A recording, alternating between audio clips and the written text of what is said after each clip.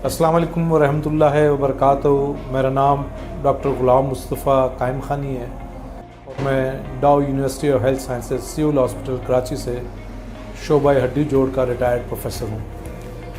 आज हम बात करेंगे ऑस्टियोपोरोसिस।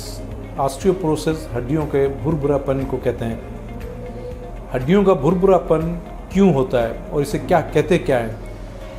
हड्डियों का भुरभुरापन में हड्डियां अंदर से कमज़ोर हो जाती हैं। बज़ाहिर देखने में हड्डी नॉर्मल होती है, लेकिन अंदर से भुरभुरी होने की वजह से टूटने के इम्कानात ज़्यादा बढ़ जाते हैं। इस बीमारी में चूँकि हड्डियां कमज़ोर होती हैं तो मामूली सी चोट से चलते चलते फ़र्ज़ करें चलते चलते कोई आदमी गिरता है तो उसमें हड्डी टूट जाती है और आम तौर पर कूल्हे की हड्डी, कमर के मोहरे और कलाई की हड्डी इस बीमारी की वजह से टूट जाती हैं। पूरी दुनिया में तकरीबन लाखों की तादाद में बल्कि करोड़ों की तादाद में ख़वातीन इस मर्ज़ का शिकार हैं। पाकिस्तान में भी एक अंदाज़े के मुताबिक 8.9 मिलियन ख़वातीन इस मर्ज़ का शिकार हैं। ये मर्दों के मुकाबले में ख़वातीन में 4 गुना ज़्यादा बीमारी पाई जाती है और फ्रैक्चर होने की वजह से मुख्तलिफ़ किस्म के अखराजात बहुत ज़्यादा बढ़ जाते हैं। हमारे हेल्थ केयर सिस्टम पर इसका दबाव बहुत ज़्यादा आता है और फैमिली भी इस फ्रैक्चर की वजह से काफ़ी डिस्टर्ब हो जाती है। ये वो बीमारी है जिससे बचाव मुमकिन है। अलामात इस बीमारी की क्या हैं? आम तौर पर इस बीमारी की कोई अलामात नहीं होती। इसे हम साइलेंट डिजीज़ भी कहते हैं, लेकिन कभी कभी जब उम्र ज़्यादा हो जाए तो इससे हाइट कम होना शुरू हो जाती है और कमर थोड़ी झुक भी जाती है। और इस बीमारी का पता जो है वो फ्रैक्चर के बाद ही चलता है या किसी और वजह से एक्सरे करवाएं तो उससे इस बीमारी का अंदाज़ा हो जाता है। ये बीमारी से बचने के लिए क्या किया जा सकता है? इस बीमारी के लिए कहा यह जाता है कि ये एडोलेसेंट की बीमारी है जिसकी अलामात जो है वो एल्डरली बड़ी उम्र में ज़ाहिर होती है। हमारे जिस्म को अल्लाह मियाँ ने कुछ ऐसा निज़ाम बनाया है कि हड्डियों में जो ताकत है, पीक बोन मास हम कहते हैं, वो 30 साल की उम्र तक बनता है और 30 साल के बाद में हड्डी में ये जो अमल है वो रुक जाता है और फिर 40 और 45 साल के बाद, स्पेशली मीनोपॉज़ के बाद, हड्डियाँ अंदर से कमज़ोर होना शुरू हो जाती हैं।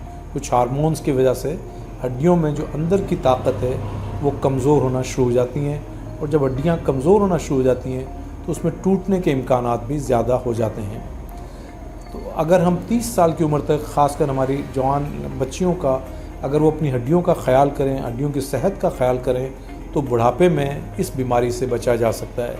कैल्शियम का इस्तेमाल ज़्यादा करें, फ़िज़िकल एक्टिविटी ज़्यादा करें, विटामिन डी का इस्तेमाल करें, दूध और दही का इस्तेमाल करें तो पीक बोन मास हम 30 साल की उम्र तक अगर बहुत अच्छा कर लेंगे तो बुढ़ापे में इस बीमारी से बचा जा सकता है। नंबर 1। नंबर 2 ये है, अगर ये बीमारी बुढ़ापे में किस तरह किया जाए, बचा जाए इस बीमारी से, तो सबसे पहले हमें अपनी कैल्शियम इंटेक बहुत अच्छी रखनी चाहिए। हमें विटामिन डी का इस्तेमाल करना चाहिए।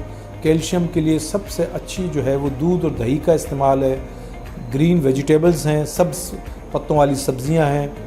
विटामिन डी का इस्तेमाल करें और विटामिन डी जो है धूप में बैठने से हासिल की जा सकती है।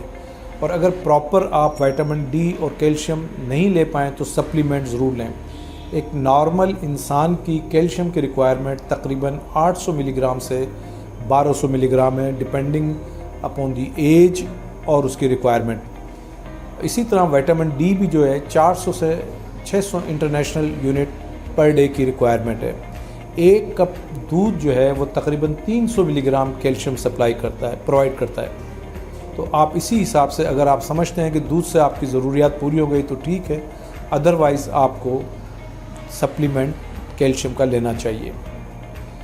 अच्छा, इस बीमारी को डायग्नोस करने के लिए एक टेस्ट होता है जिसे हम डेक्सा स्कैन कहते हैं या BMD कहते हैं। इससे इस बीमारी का पता चलाया जाता है और जब ये बीमारी हो जाए तो इस बीमारी के लिए इलाज जो है वो एक तो नॉन फार्माकोलॉजिकल ट्रीटमेंट है जिसमें फ़िज़िकल एक्टिविटी है, एक्सरसाइजेज़ हैं, वॉक है, तेज़ ब्रिस्क वॉक है, जॉगिंग है اور کیلشیم سپلیمنٹ ہیں، وائٹامن ڈی کا استعمال ہے، ایک تو یہ ان کے علاج ہے، اور دوسرا یہ کہ جو اس کے مخصوص آسٹیوپروسس کی میڈیسن ہے وہ استعمال کی جاتی ہیں۔ آج کل مارکیٹ میں مختلف قسم کی ادویات اویلیبل ہے، آپ کا معالج آپ کے لیے جو آپ کے لیے بہتر سمجھے گا وہ آپ کے لیے تجویز کرے گا۔